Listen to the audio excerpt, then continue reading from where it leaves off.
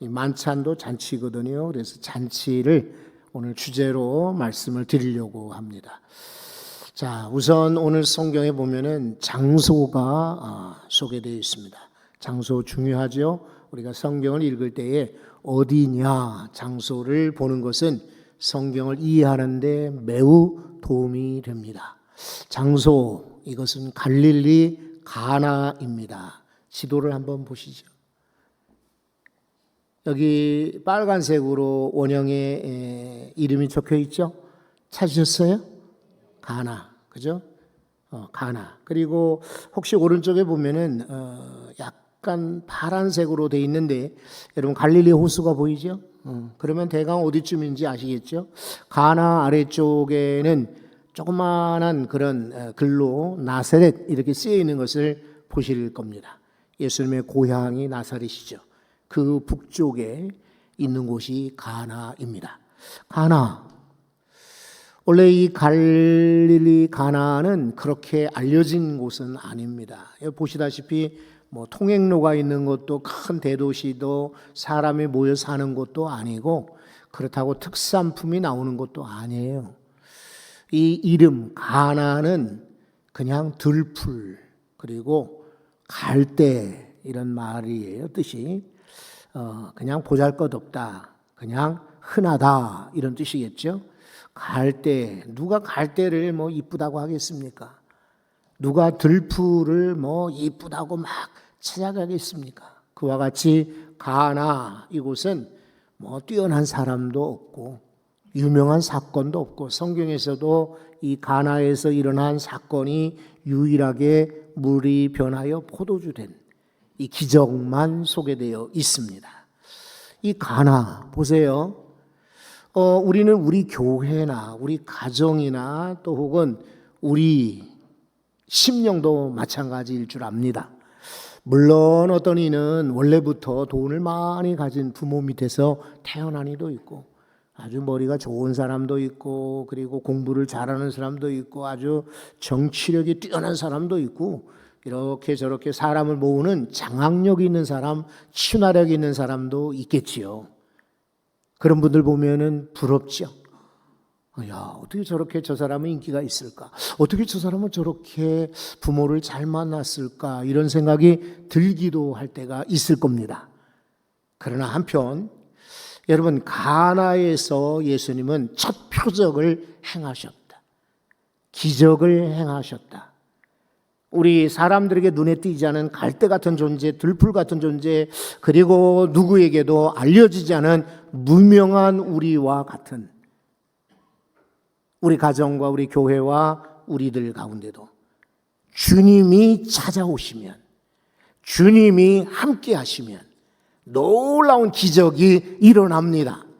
여러분의 인생 가운데서도 가나와 같이 쓸쓸하고 보잘것없고 약할지라도 갈대 같은 인생이랄지라도 주님이 여러분을 사로잡으시면 크게 쓰임받고 기적이 일어날 줄로 믿습니다. 여러분 또 하나 두 번째는 혼례란 말이에요. 혼례.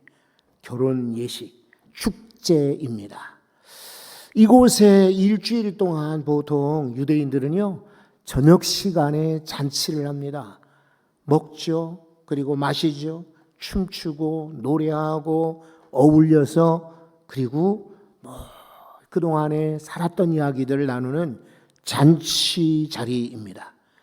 그런데 오늘 1절에 보면 예수님의 어머니가 이 잔치에 초대되었다. 2절에는 예수가 초청되었다. 그리고 계속해서 제자들도 초대받았다라고 말하고 있습니다.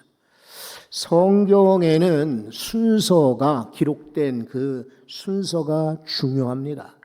그러니까 우리 생각으로 아무렇게나 기록이 된 게 아니라 순서가 오더 있죠. 이렇게 누가 먼저 기록이 됐고 어떤 사건이 먼저 나오고 어떤 때가 먼저 나오는가 이 순서가 중요한데 예수님의 어머니가 계셨다라고 하는 말은 아마 예수님의 어머니 친척 결혼식인 것 같아요. 그리고 예수님도 같이 오셨죠. 그리고 제자들이 초청받았다라고 하는 걸 보면은 아마 어쩌면은 가까운 친척이면서 동시에 예수님을 잘 따랐던 제자 중에 한 사람이 아닌가 이렇게 생각할 수도 있습니다. 실제로 초대교회의 전승에 의하면 이렇게 쭉 전통적으로 내려오는 이야기에 의하면은 이곳은 셀롯, 젤롯 혹은 열심당원이라고 불리는 시몬의 결혼식이다라고 소개하고 있기도 합니다. 그러나 또 하나 보면 요한복음 21장에 보면 이곳은 가나 사람 나다나엘이라는 말을 요한복음에서 소개하고 있습니다. 그런 거로 나다나엘의 고향이 바로 이곳이니까 그의 결혼식이 아닐까 추측하는 사람들도 있습니다. 그러나 여러분 누구의 결혼식이든지 간에 중요한 것은 예수님의 어머니도 예수님의 제자들도 초대받았지만 여기에 주인공 이 잔치에 누가 오신 거예요? 예수님이 오신 거예요. 오늘 우리 성만찬을 갔잖아요. 그러면서 이 본문을 읽고 있습니다. 우리끼리 하는 성만찬이 아니라 예수님이 이 자리에 오셔야 합니다. 예수님이 우리 성만찬과 함께 하실 때에 은혜가 될 줄로 믿습니다. 얼마 전 제가 우리 총회에 있는 목사님들 몇 분하고 강원도에를 갔습니다. 그리고는 누군가가 참 귀한 분이시죠. 목사님들 오신다고 하니까 본인이 호텔비 그리고 식사비까지 다 대주었습니다. 그래서 사실은 기대하지 않았는데 뜻밖의 이분이 자원해서 저희가 섬기겠습니다. 그래가지고 한국에 계시는 분도 아니에요. 그런데 그분이 어쨌든 우리 12명을 다 이렇게 숙소를 제공해 주셨어요. 너무 감사해서 우리가 저녁에 예배를 드릴 때에 이렇게 동영상으로 감사합니다 인사말을 올려 보내기도 했는데 아주 부끄러워하시고 다음번에도 모실 수 있는 기회를 주십시오 이러더라고요. 그런데 그 얘기가 아니라 이분이 이왕에 강원도에 오셨는데 제가 맛집을 소개하겠습니다. 그리고는 강릉에 있는 해안가 바닷가에 정말 장수 좋은 곳에 횟집을 소개해 주셨어요. 거기 갔어요. 사람들이 많았고 혹시 여러분 근로자의 날이라고 노동절 있죠? 이때 그러니까 꽉 차 식당이 사람들이 많았어요.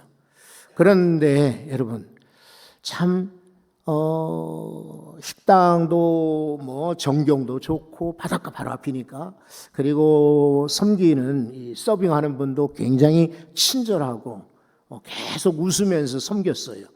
그리고 음식도 아주 꽤 많이 나왔어요. 정말 추천할 만하다. 그런데 문제가 뭐냐면 워낙 사람이 많은 거예요. 이 방 저 방에서 꽉 찼어요. 그러니까 음식이 나오기는 나왔는데 아까 말씀드린 것처럼 식당 뭐 좋고 서비스도 좋고 그리고 사람들도 좋았는데 여러분 한번 여쭤볼게요. 식당 가면은 그래도 뭐가 제일 좋아야 됩니까? 음식 맛이 좋아야죠. 그죠? 아무리 뭐 식당이 잘 지어놓고 봉사하는 분들이 막 웃으면서 서비스를 잘해도 식당은 음식 맛 아니겠어요? 그런데 워낙 사람들이 많으니까 저는 이해를 해요. 근데 음식이 식었어요. 그리고 이게 그냥 막 지금 내보내는 듯한 그러니까 성의가 없다 느껴져요. 그렇다고 제가 어디 가서 막 불평하거나 그러진 않아요. 그러나 이해를 해요. 워낙 사람이 많이 오니까 이럴 수 있겠다. 근데 왜 제가 이야기를 굳이 하느냐면 우리가 매달 지금 성찬식을 한 달에 한 번씩 갖고 있어요.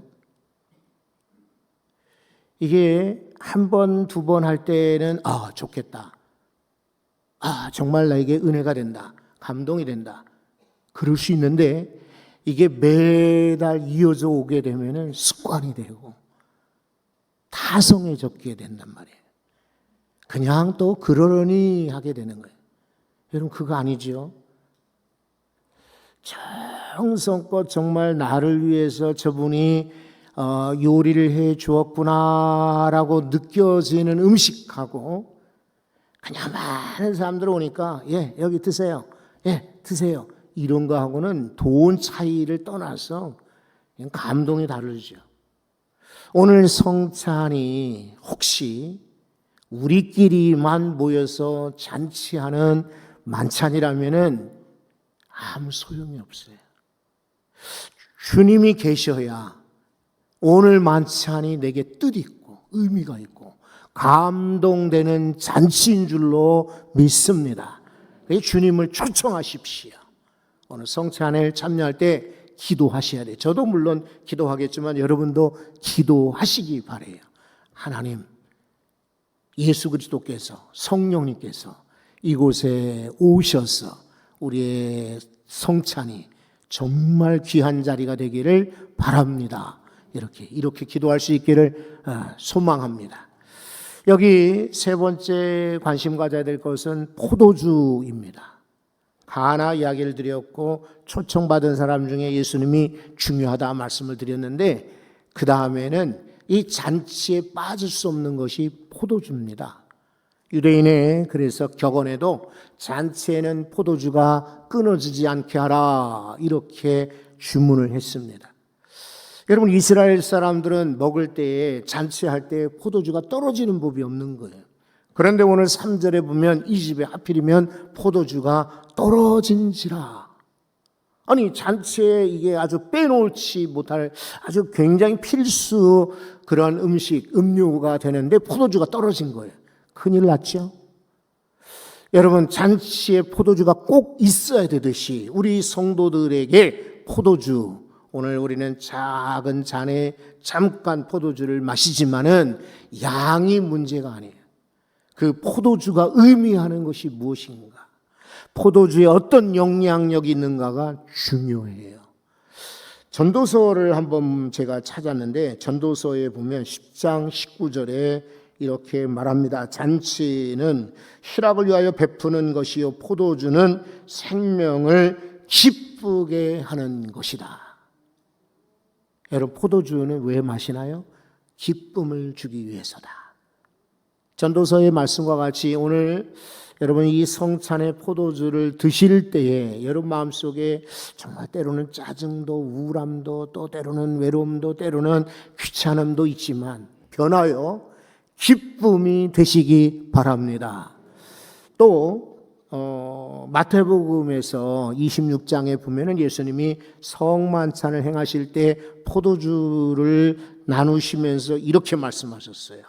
27절, 28절에 보면 이것은 죄사함을 얻게 하려고 많은 사람을 위하여 흘리는 바 나의 피, 곧 언약의 피니라. 우리를 구원하시기 위해서요. 예수님 피 흘린 언약의 피입니다. 보혈의 피예요. 그러니까 포도주를 여러분이 드실 때에 이것은 그냥 포도주가 아니라 예수님이 나를 구원하시기 위해서 흘리신 언약의 피다. 꼭 기억하시기 바랍니다. 그리고 또 하나 이사야서 55장 1절에 보면 오라 너희 모든 목마른 자들아 물로 나오라 돈 없는 자도 와라 너희는 와서 사 먹되 돈 없이 값 없이 와서 포도주와 젖을, 우유죠, 젖을 사라 라고 말하고 있어요. 여기서 말하는 이 포도주는 뭐냐면 하나님 말씀, 진리입니다. 그래서 이사야는 말하는 것입니다. 오라, 하나님이 초청하신다는 거예요. 돈 내지 않아도 된다. 가난해도 상관이 없다. 값을 주지 않아도 괜찮다. 포도주 진리를 사 마셔야 된다라고 말하고 있어요. 오늘 이 포도주는요, 기쁨, 포도주는 언약의 보혈, 포도주는 진리이거든요. 놓치지 말고, 물론 교단 원장과 우리 그 교회 관습에 하면은 세례교인 이상 참여하라라고 되어 있습니다. 세례교인 이상 참여하는 분들은 이 포도주가 그냥 포도주가 아니라 이것은 내게 기쁨을 주는구나. 이것은 내게 보혈의 효력, 능력이 되는구나. 이것은 내게 하나님 말씀 진리구나. 이런 신앙으로, 믿음으로 마시기 바랍니다. 네 번째로 생각할 것은 돌 항아리입니다.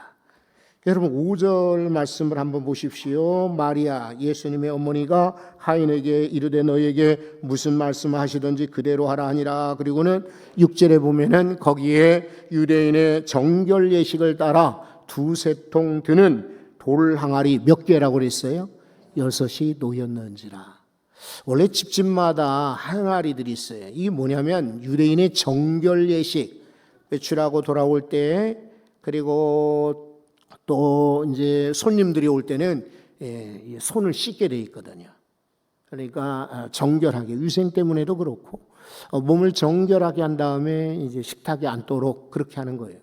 그러니까 집집마다 다 돌 항아리들을 항아리에 물을 담아놔요.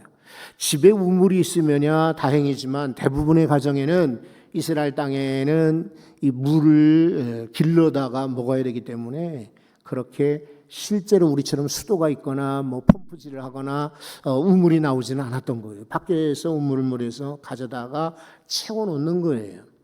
그런데 돌 항아리라고 했어요. 돌 항아리는요, 실제로 이스라엘의 그 성지순례 갔을 때 보신 분들 기억나시겠습니다만 한 어른들 허리 정도 올라오는 높이예요. 좀 이렇게 제법 퉁퉁하게 돌을 투박하게 이렇게 깎아서 항아리를 만들어 놓은 것입니다. 여기에 이제 뚜껑을 덮어놨다가 또 제껴놨다가 물을 쓰는 것이죠. 그런데 여러분 6개라고 했어요. 6개는 뭐 이런 사람 저런 사람 얘기가 많아요. 그런데 구약의 언약 율법에 의하면 정결 예식이 이렇게 사람들을 정하게 하죠. 그런데 성경에는 숫자가 중요하죠. 3 혹은 4, 41, 7 이런 게 중요한데 7이라고 하는 숫자는 완전하다 이런 의미예요. 하나님께서 그래서 6일 동안 천지 만드시고 7일 날 일곱째 날 안식하셨어요. 그래서 7일로 이 세계가 세상이 이루어진 거예요. 7이라고 하는 숫자가 완전 숫자인데 하나가 모자라는 것을 보면은 구약의 율법의 의식이 아무리 정결하게 한다 할지라도 모자란다. 거기에 예수님의 보혈의 포도주가 필요하다 이렇게 해석들을 합니다. 그러나 저는 이 시간에 지금 돌 몇 개냐 항아리 몇 개냐 이 얘기보다도 돌 항아리입니다. 여러분 말씀드리듯이 집에 가면은 어느 집이나 돌 항아리가 한두 개씩 놓여 있단 말이에요. 그런데 이 돌 항아리가 신기하다고 쳐다보지 않아요. 돌 항아리가 아주 이쁘게 생겼다 멋있게 생겼다 그러고 막 셀카를 찍거나 거기에서 사람들 불러 모아놓고 우리 기념으로 사진 찍자 그러지 않습니다. 여러분 그냥 돌 항아리일 뿐이에요. 그런데 예수님이 말씀하시죠. 물을 갖다 부어라 채우라 그러니까 하인들이 가져다가 물을 채웠어요. 그런데 신기하게도 시키지도 않았는데 하인들 보세요. 7절에 보면 예수께서 그들에게 이르시되 항아리에 물을 채우라 하신즉 하인들이 어디까지 채웠다 그랬어요? 에이, 귀찮잖아요. 막 잔치하다 말고 하인들도 귀찮을 거 아니에요. 그러면 적당히 3분의 2 정도만 채워도 되고 아니면 그냥 뭐 조금 이렇게 눈에 띄게 한 80% 90% 가까이 채워도 되는데 아귀까지 채웠다. 이 말은요 입구 가득 채웠다는 뜻이에요. 여러분 우리 이왕 신앙생활 하시려면 이렇게 하셔야 돼요. 주의 말씀에 순종하되 적당히 적당히 됐어 아니라 끝까지 채울 수 있기를 바랍니다. 돌 항아리 보잘것없지만 주님 말씀 한마디에 그 물이 변했습니다. 이제는 연회장에게 갖다 주라라고 이렇게 말씀하셨어요. 그랬더니 하인들이 갖다 주었습니다. 연회장이 먼저 이 포도주를 마셨어요. 그런데 기가 막힌 거예요. 그리고 이제 신랑을 불렀어요. 신랑을 불러가지고 이야 자네는 꽤 대단한데 정말 훌륭해. 아니 보통 사람들은 잔치 시작할 때는 좋은 포도주를 내다가 사람들이 취하면 그냥 적당히 싸구려 포도주를 주는 법인데 어떻게 자네는 이렇게 좋은 포도주를 가지고 있는 거야. 오 대단해 칭찬해. 그래. 여러분 이 신랑이 이 포도주가 떨어진 것 그리고 예수님 말씀하셔서 물이 변하여 포도주 되는 것을 알았을까요? 몰랐을까요? 몰랐죠. 이 신랑이 지금 정신없잖아요. 연회장도 모르는데 하인들만 알더라 성경은 말하고 있어요. 여러분 그렇습니다. 우리 같이 보잘것없는 인생이라도 주님 말씀 한마디만 하시면 우리 속에 물과 같은 것이 변하여 유익한 최상품 가장 좋은 포도주로 변할 줄 믿습니다. 여러분 이제 요 얘기를 드리려고 해요. 그리고 우리 성찬식을 갖기로 하죠. 여러분, 예수님의 마리아, 어머니 마리아가 중요한 역할을 했어요. 이 사람이 굉장히 센시티브한 거예요. 그러니까 이 가정의 잔치집에 포도 떨어지면 안 되는데 포도주가 떨어졌다. 이거 포착을 한 거예요. 보통 이제 뭐 부인들 같으면 그냥 가만히 앉아서 갖다 주는 거 먹고 잔치니까 그럴 거 아니에요. 근데 이 마리아는 이 집에 포도주가 떨어졌구나. 이거 알았던 거죠. 그리고 예수님께 요청했습니다. 그리고 여러분, 하인들도 참 훌륭한 사람들이죠. 아까 말씀드렸잖아요. 적당히 물을 부어다 되는데 아주 물을 그냥 잔뜩 갖다 부었다. 그리고 물 갖다 주어라 그러니까 아니 맹물을 왜 갖다 줘? 이렇게 말하지 않고 갖다 주더라. 순종이죠. 하인들도 중요한 임무를 잘 감당했어요. 그런데 예수님의 어머니 좋은 분이고 하인들 좋은 사람들이지만 여러분, 이 물이 포도주 되게 하신 분은 누굽니까? 예수님이죠. 우리 인생에 주변에 보면 좋은 분들 많아요. 그러나 다 사실은 조연입니다. 우리 부모님 미안하지만 조연이요. 주인이 아니고 주인공이 아니에요. 여기 담임 목사 주인공 절대 아니에요. 성도 여러분들이 유력하게 헌신을 많이 했어도 여러분이 주인공 아니에요. 우리는 그냥 조력자들일 뿐이에요. 우리 주님이 주인공 되셔야 합니다. 우리의 찬송을 받으실 분도 주님이셔야 되고 우리의 헌신을 받으실 분 주님이셔야 되고 내 인생을 바꾸시는 분은 사람, 교육, 프로그램, 훈련 이런 것이 아니라 돈이 아니라 우리 주님이십니다.